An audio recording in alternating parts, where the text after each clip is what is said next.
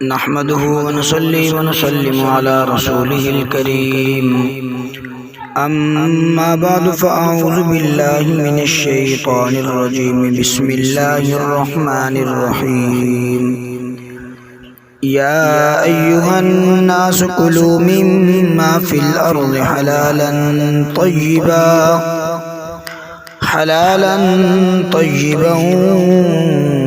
ولا تتبعوا خطوات الشیطان۔ یا ایھا الناس، اے لوگو، کلو مما فی الارض حلالا طیبا، کلو تم کھاؤ، مما اس سے، فی الارض جو زمین کے اندر ہے، حلالا طیبا حلال پاکیزہ، حلال پاکیزہ اس میں سے کھاؤ، ولا تتبعوا اور نہ تم اتباع کرو خطوات الشیطان، شیطان کے قدموں کی، خطوات شیطان کے قدموں کی پیروی نہ کرو، انہ لکم عدو مبین، بے شک وہ شیطان لکم تمہارا، عدو مبین، عدو مبین ہے، کھلا دشمن ہے، عدو مانا دشمن، مبین مانا کھلم کھلا، بے شک وہ شیطان تمہارا کھلم کھلا دشمن ہے۔ یہودی لوگ تھے، اپنے جانوروں کو چھوڑ دیا کرتے تھے اپنے بتوں کے نام پر، جس جانور کو اپنے بتوں کے نام پر چھوڑتے اس جانور کے متعلق یہ عقیدہ رکھتے تھے کہ اس کا گوشت کھانا، اس کا دودھ دوہنا یہ حرام ہے، بس یہ بتوں کے نام پر چھوڑ دیا گیا۔ اب یہ جس جگہ پر مرضی چلا جائے، جس کھیتی کے اندر مرضی جا کر منہ مارے، جو مرضی کرتا پھرے، بس اس کو آزاد چھوڑ دو، ان کا یہ عقیدہ تھا، اور وہ حلال جانوروں کو بھی اس طرح حرام کر دیتے تھے۔ تو اللہ کریم جل شانہ نے تمام لوگوں کے متعلق ارشاد فرمایا، یا ایھا الناس، اے لوگو، کلوا مما فی الارض حلالا طیبا، تم کھاؤ اس سے جو زمین کے اندر ہے، حلال اور پاکیزہ، جو کچھ بھی ہے حلال اور پاکیزہ اس میں سے کھاؤ، اس میں سے تمہیں خام کا حرام کرنے کی ضرورت نہیں ہے، اللہ کی حلال کردہ چیزوں کو، جن کی شریعت کے اندر ممانعت نہیں آئی وہ چیزیں حلال ہیں، جن چیزوں کی ممانعت شریعت کے اندر نہیں آئی وہ چیزیں حلال ہیں، اور جن کے متعلق روک دیا گیا، جن کی ممانعت آ گئی ہے وہ چیزیں حرام ہیں۔ ولا تتبعوا خطوات الشیطان، شیطان کے قدموں کی پیروی نہ کرو، شیطان تمہارے دل کے اندر جیسے وسوسہ ڈالے ویسا عقیدہ بنا کر کے بیٹھ جاؤ، ایسی بات نہیں ہے۔ انہ لکم عدو مبین، کہ بے شک وہ شیطان تمہارا کھلم کھلا دشمن ہے۔ انما یأمرکم بالسوء والفحشاء، انما سوائے اس کے نہیں، یأمرکم وہ شیطان حکم دیتا ہے، کم تمہیں، بالسوء برائی کا، والفحشاء بے حیائی کا، برائی اور بے حیائی کا وہ تمہیں حکم دیتا ہے، وَأَن تَقُولُوا اور یہ کہ تقولوا تم کہو، علی اللہ اللہ پر، ما لا تعلمون وہ کچھ جس کو تم نہیں جانتے، تم اللہ پر وہ کچھ کہو۔ یہ ہے شیطانی چال، شیطانی حملہ، ایک دل میں وسوسہ ڈالتا ہے، وہ حکم دیتا ہے تمہیں برائی کا اور بے حیائی کا، بے حیائی کی طرف تمہیں لگاتا ہے، وہ تمہیں برائی کی طرف لگاتا ہے۔ اور دوسری شیطان کی خاصیت یہ ہے کہ یہ انسان کو، ان تقولوا علی اللہ ما لا تعلمون، جس کے متعلق اللہ نے حکم ہی نہیں دیا، انسان جانتا ہی نہیں ہے، وہ کچھ انسان کی زبان سے کہلواتا ہے، بے حیائی اور برائی کا بھی حکم دیتا ہے، وان تقولوا اور یہ کہ تم کہو، علی اللہ ما لا تعلمون اللہ پر وہ کچھ جس کو تم جانتے ہی نہیں ہو، لا یعنی باتیں اللہ کریم کے متعلق۔ وَإِذَا قِيلَ لَهُمُ اتَّبِعُوا مَا أَنزَلَ اللَّهُ، وَإِذَا اور جب قیل کہا جائے، لہم انہیں، اتبعوا تم اتباع کرو، ما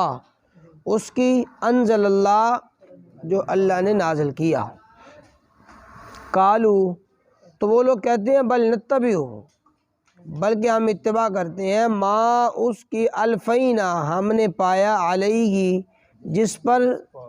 آباءنا اپنے آباء و اجداد کو، اولو کانا اولو اگرچہ کانا آباؤہم ہو ان کے آباء و اجداد لا یعقلون نہ عقل رکھتے ہوں شیئن کچھ بھی سمجھ نہ رکھتے ہوں، ولا یہتدون اور نہ ہی وہ ہدایت پر ہوں، پھر بھی انہی کے نقش قدم پر چلو گے۔ گروہ تھا ایک یہودیوں کا، حضور علیہ السلام کی بارگاہ میں آیا، آقا کریم علیہ السلام نے انہیں دین کی تبلیغ فرمائی اور انہیں شریعت کے احکام کے متعلق دعوت دی۔ اب آقا علیہ السلام نے اس حد تک ان لوگوں کو دعوت دی کہ اب یہ لوگ بالکل لاچار ہو چکے تھے بولنے سے، اب بولنے کے لیے کچھ بھی نہیں تھا، بالکل لاجواب تھے۔ حضور علیہ السلام کے سامنے نہ آپ کچھ دلائل دے سکتے تھے اور نہ ان کے پاس کوئی بات رہ گئی تھی کہ حضور علیہ السلام اس کا رد نہ فرماتے۔ آقا کریم علیہ السلام نے خوب سیر والی تقریر کی ان کے سامنے، خوب انہیں سمجھایا کہ بالکل یہ لاجواب ہوئے نا جب، تو اس وقت کہنے لگے بھائی بات اصل میں یہ ہے کہ ہم نے اپنے آباء و اجداد کو اسی دین پر پایا جس پر ہم ہیں، بس ہم اپنے باپ دادا کے نقش قدم سے ہٹ نہیں سکتے، ہم انہی کی پیروی کریں گے، انہی کی اتباع کریں گے۔ یہ کہہ کر انہیں جان چھڑائی یہودیوں کو۔ تو اللہ کریم نے ارشاد فرمایا کہ وَإِذَا قِيلَ لَهُمُ اتَّبِعُوا، جب انہیں کہا جاتا ہے کہ تم اتباع کرو ما انزل اللہ، جو اللہ نے نازل کیا اس کی، تو یہ لوگ کہتے ہیں کہ بل نتبع، بلکہ ہم تو اتباع کرتے ہیں ما الفینا اس کی کہ ہم نے پایا علیہ آباءنا جس پر اپنے آباء و اجداد کو، اولو کان آباؤہم، فرمایا اگرچہ ہوں ان کے باپ دادا لا یعقلون شیئا وہ کچھ بھی سمجھ نہ رکھتے ہوں، ولا یہتدون اور نہ ہی وہ ہدایت پر ہوں، پھر بھی انہی کے نقش قدم پر چلیں گے۔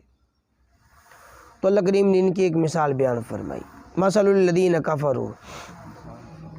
ان لوگوں کی مثال جو کافر لوگ ہیں۔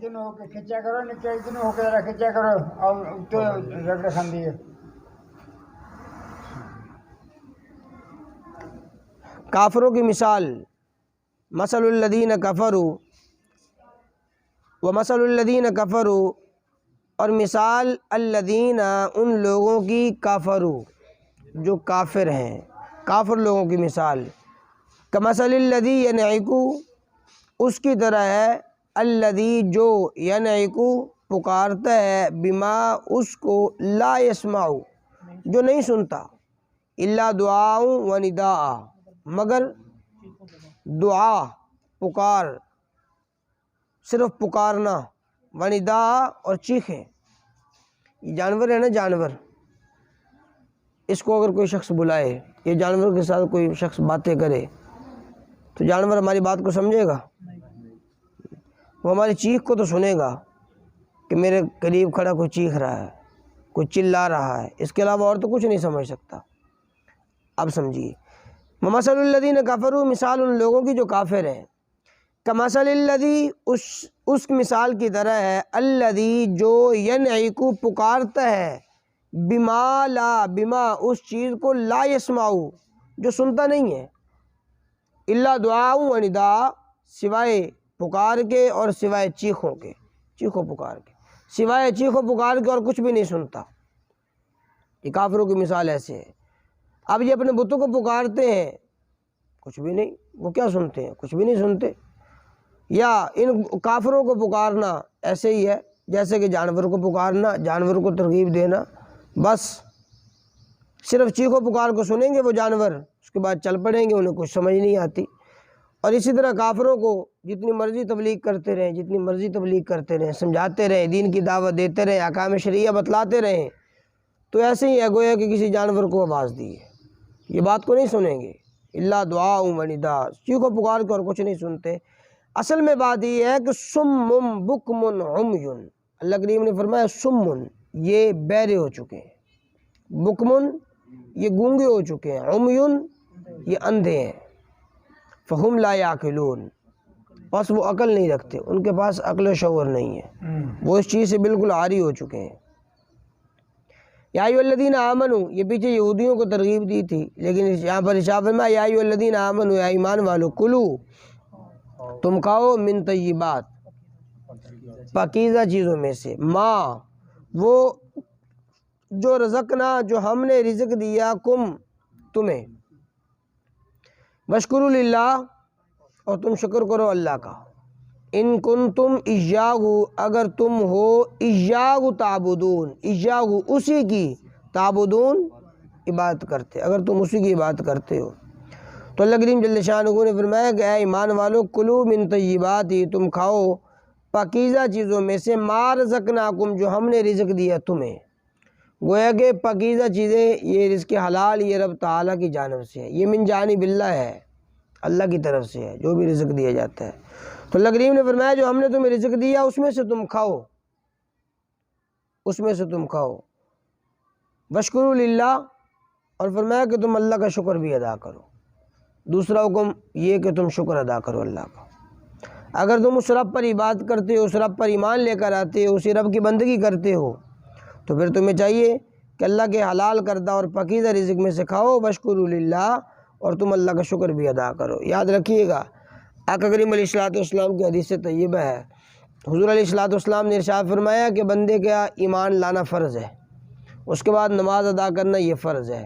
تیسرے نمبر پر ارشاد فرمایا کہ رزق حلال کمانا اور کھانا یہ انسان کے لیے فرض ہے۔ ایمان لانے کے بعد نماز فرض، اور پھر فرمایا کہ رزق حلال یہ تمہارے لیے فرض ہے، رزق حلال کماؤ اور رزق حلال کھاؤ۔ اور ارشاد فرمایا کہ اگر ایک آدمی نے، حدیث مبارکہ کے اندر آتا ہے، اللہ کے نبی صلی اللہ تعالیٰ علیہ وسلم نے مثال دے کر فرمایا، ایک آدمی نے 10 درہم کا ایک کپڑا خریدا، اس کے اندر ایک کپڑا جو 1 درہم ہے وہ حرام ہے، باقی 9 درہم وہ رزق حلال کے تھے، اور ایک درہم وہ حرام تھا۔ تو فرمایا کہ اس 1 درہم کا جو کپڑا خریدا گیا ہے، اگر جب تک انسان اس کپڑے کو اپنے جسم پر رکھے گا، فرمایا اس وقت تک اس کی کوئی عبادت قبول نہیں ہوتی، اس وقت تک اس کی کوئی عبادت قبول نہیں ہوتی، کہ اگر 1 درہم بھی ناجائز طریقے کا اور اس کے حرام کا ہو اس کپڑے کے اندر لگا ہوا، تو فرمایا اس کی عبادت قبول نہیں ہوتی۔ اس لیے رزق حلال کمانا اور کھانا یہ انسان کے لیے بڑا ضروری ہے، اور انسان کی عبادت کا قبول ہونا یا نہ قبول ہونا وہ اسی پر ہے، رزق حلال پر، رزق حرام پر۔ انما حرم علیکم المیتۃ والدم ولحم الخنزیر، انما سوائے اس کے نہیں حرام کیا گیا تم پر المیتہ، مردار کو حرام کیا گیا، جو جانور حرام ہے اللہ کریم نے بیان فرمایا، مردار حرام ہے۔ مردار کسے کہا جاتا ہے؟ کہ جو شرعی طریقے سے جسے ذبح نہ کیا گیا ہو، شرعی طریقے سے جسے ذبح نہ کیا گیا ہو اور وہ جانور مر گیا ہو۔ یا دوسری بات، دھاری دار چیز سے جسے ذبح نہ کیا گیا ہو، دھاری دار چیز جس کی دھاری بنی ہوتی ہے، جیسے چھری کی دھاری ہے یا تیز چیز، اگر دھاری دار چیز سے ذبح نہ کیا گیا ہو تو وہ مردار ہو جاتا ہے۔ کسی جانور کو گولی ماری ہے، اب وہ مر گیا تو وہ حرام ہے، چونکہ یہ گولی دھاری دار نہیں ہے۔ اور اسی طرح کوئی جانور گلا گھٹنے سے مر گیا، اوپر سے نیچے گرا مر گیا، کوئی بھی صورت ہو، اب ذبح نہ ہوا، ہاں اگر وہ ابھی زندہ ہے، ابھی اس کے اندر سانس ہے، پھر فوراً اسے ذبح کر لیا گیا تو وہ ایک الگ بات ہے، وہ پھر حلال ہے۔ لیکن وہ گرتے ہی مر گیا، گلا گھٹ گیا، مر گیا، اب ہلاک ہو گیا، تو ایسا جانور وہ مردار ہے۔ تو فرمایا مردار حرام کر دیا گیا تم پر، حرام ہے تم پر۔ والدم، اور خون، بہنے والا خون، دم مسفوح، او دم مسفوحا دوسرے مقام پر ہے، او دم مسفوحا، یہ بہنے والا خون جو ہے یہ حرام ہے، یہ حلال نہیں ہے۔ ولحم الخنزیر، اور خنزیر کا گوشت یہ بھی حرام ہے، خنزیر کا گوشت یہ حرام ہے۔ پیچھے جو جانور ہے نا مردار، وہ حلال جانور ہے، مردار ہو گیا ہے، اب اس کی چمڑی کو ہم استعمال کے اندر لا سکتے ہیں، اس کے بالوں کو استعمال میں لا سکتے ہیں، اس کی ہڈیوں کو استعمال میں لا سکتے ہیں، کھا نہیں سکتے، لیکن ہاں اگر اس سے کوئی چیز بنانی ہو اس کی چمڑی سے کچھ بھی بنانا ہو بنا سکتے ہیں، لیکن فرمایا خنزیر وہ نجس العین ہے، فَإِنَّهُ رِجْس، ایک مقام پر اللہ کریم نے، دوسرے مقام پر شاہ فرمایا فَإِنَّهُ رِجْس، یہ پلیدگی پلیدگی ہے یہ خنزیر، اس کے کسی عضو کو کام کے اندر نہیں لا سکتے، اس کے بال ہیں، اس کے کھر ہیں، یا اسی طرح اس کی ہڈیاں ہیں، اس کی کھال چمڑی ہے، گوشت پوشت ہے، جو بھی ہے سارے کا سارا حرام ہے، ٹوٹل حرام ہے خنزیر۔ اور فرمایا کہ یہ ایسے ہی ہے، یہ خنزیر جو ہے نا، یہ جانوروں کا فضلہ، یہ پیشاب پخانہ وغیرہ یہ بڑے شوق سے کھاتا ہے، اور بالخصوص اس کے اندر ایک یہ نجاست ہے، یہ انسان کے فضلے کو بڑے شوق سے کھاتا ہے۔ اب وہ جو انسان کا فضلہ ہے وہ پیشاب پخانہ وغیرہ ہے، گویا کہ جب یہ خنزیر کھائے گا اس کے گوشت کا حصہ بنے گا، اس کے جسم کا وہ حصہ بنے گا، اور جب کوئی شخص خنزیر کو کھائے تو گویا کہ اس نے اپنے فضلے کو خود ہی کھایا ہے۔ تو اس لیے جو لوگ کھاتے ہیں خنزیر کا گوشت، ان کے اندر عادات بھی خنزیر والی ہوتی ہیں، خنزیر جیسی عادتیں ہوتی ہیں ان کے اندر۔ اب کوئی بھی جانور کھائیں گے، کسی بھی جانور کا گوشت کھائیں، اب وہ گوشت ہمارے جسم کا حصہ بنتا ہے، اب یہ بکرے کا گوشت ہے یا کٹے کا گوشت ہے، اس کے علاوہ ہے ہمارے جسم کا حصہ بنتا ہے، وہ ہمیں طاقت دیتا ہے چونکہ یہ طاقتور گوشت ہے۔ تو کوئی بھی گوشت ہم کھائیں گے وہ ہمارے جسم کا حصہ بنے گا، ویسی طاقت ہوگی۔ اگر انسان کتے کا گوشت کھانا شروع کر دے تو کتے جیسی عادات اس کے اندر آ جاتی ہیں، خنزیر کا گوشت کھائے گا، خنزیر جیسی بری عادات اس کے اندر آ جائیں گی، ہمارے جسم کا حصہ بنے گا۔ تو فرمایا حرام ہے تم پر مردار ودم اور خون ولحم الخنزیر، اور خنزیر کا گوشت یہ بھی حرام ہے۔ چوتھے نمبر پر فرمایا کہ وما اہل لغیر اللہ بھی،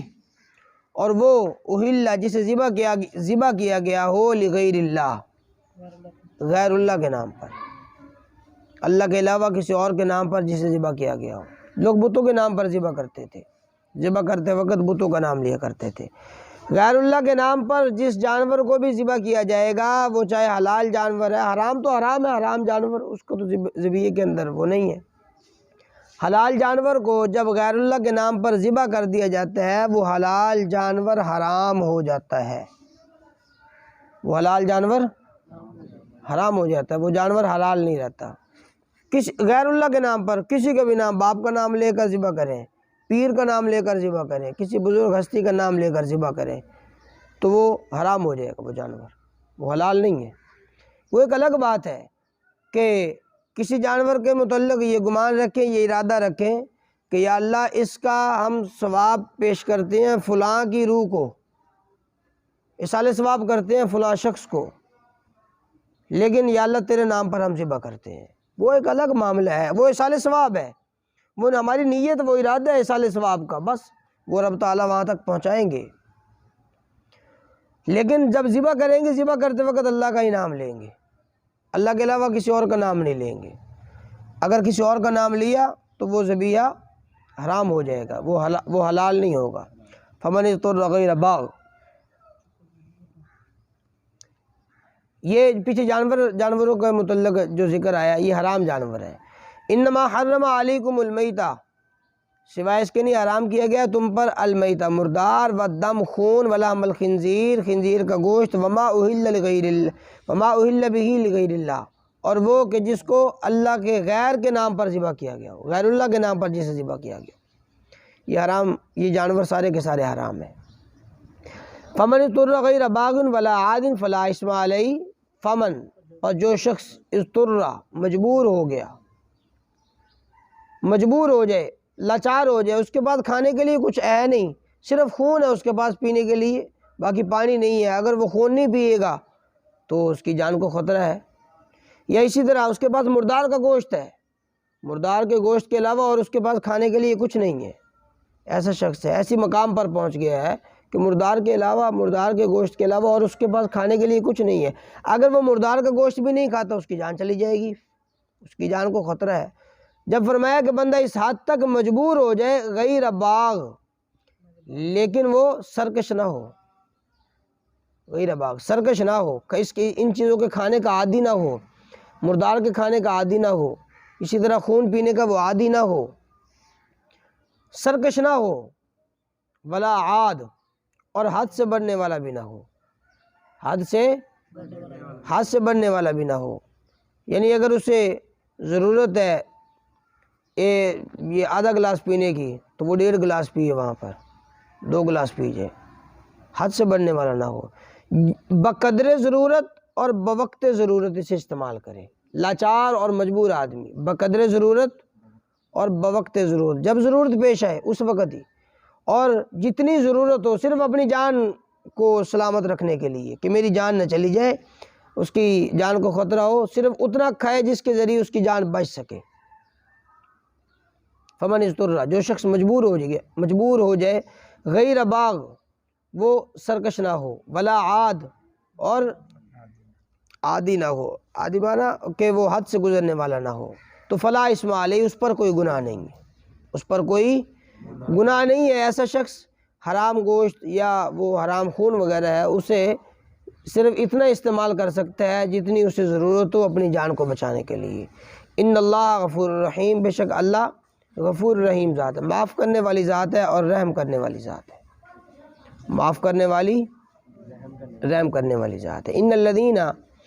بے شک جو لوگ یکتمون، چھپاتے ہیں، ما انزل اللہ، اس چیز کو جو اللہ نے نازل کیا، من الکتاب، کتاب کے اندر، ویشترون، اور وہ حاصل کرتے ہیں، بھی اس کے ذریعے، ثمنً قلیلا، تھوڑے سے پیسے، تھوڑے سے ثمن خرید لیتے ہیں، تھوڑے سے ثمن لے لیتے ہیں. اولئک ما یاکلون فی بطونہم الا النار، فرمایا یہ وہ لوگ ہیں، ما یاکلون، نہیں وہ کھاتے، فی بطونہم، اپنے پیٹوں کے اندر، الا النار، سوائے آگ کے، سوائے آگ کے اپنے پیٹوں میں کچھ بھی نہیں بھرتے. ایسے لوگ جو علم کو چھپاتے ہیں، اللہ کی نازل کردہ چیزوں کو چھپا لیتے ہیں اور چھپا کر اس کے ذریعے پیسے بٹورتے ہیں، تو فرمایا ایسے لوگ یہ مت سمجھے کہ ہم نے نفع کما لیا ہے. فی بطونہم الا النار، اپنے پیٹوں کے اندر آگ کے علاوہ اور کچھ بھی نہیں انہوں نے بھرا، اپنے پیٹوں کے اندر انہوں نے آگ بھری ہے، جہنم کی آگ. وما یکلمہم، ولا یکلمہم اللہ، نہیں کلام کرے گا ان سے اللہ یوم القیامہ، قیامت کے دن اللہ ان سے کلام بھی نہیں کرے گا. ایسے لوگوں سے جو حق بات کو بیچ دیتے ہیں باطل کے بدلے کے اندر. ولا یزکیہم، اور نہ ہی اللہ انہیں پاک کرے گا. ولہم عذاب علیم، اور ان کے لیے